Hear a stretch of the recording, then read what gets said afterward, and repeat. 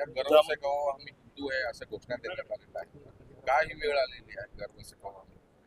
ज्या भाजपने सनातन धर्म, हिंदू राष्ट्र, हिंदू धर्म या सगळ्या वल्गना केल्या, त्या भाजपच्या चंपतनं त्या ठिकाणी असलेल्या दानपेटीतली रक्कम, सोने नाणे, हार, पादुका, रामचरित मानस हे सगळं चंपत केलेलं आहे.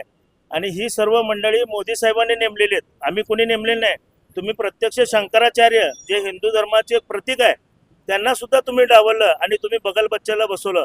हे मंदिर सुद्धा तुम्ही RTI म्हणजे माहितीच्या अधिकारापासून वंचित ठेवलं किंवा बाजूला केलं का? तर तुम्हाला या ठिकाणी डल्ला मारायचा होता. तुम्ही एक राम मंदिर सांभाळू शकत नाही, तुम्ही भारत काय सांभाळणार? त्यामुळे येणाऱ्या निवडणुकीत भारतीय जनता, या सगळ्या भारतीय जनता पक्ष, भारतीय चोर पक्ष यांना बाजूला केल्याशिवाय राहणार नाही. मी कालच मुंबईमध्ये एक भर पावसात रामरक्षा आंदोलन करून ह्या भारतीय जनता पार्टीला ह्याची जागा दाखवली आहे. ज्या भावनेने पूर्ण भारत देशात राम मंदिर बांधलं गेलं, त्याच्या विटापासून चोरी झाली.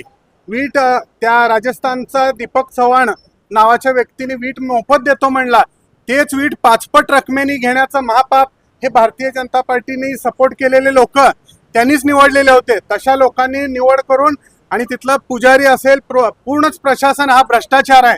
चोऱ्या करतात, सोने असू द्या, काही अर्पण आपण करतो. आमची शिवसेनेने अर्पण केलेली वीट सहित तिथं उपस्थित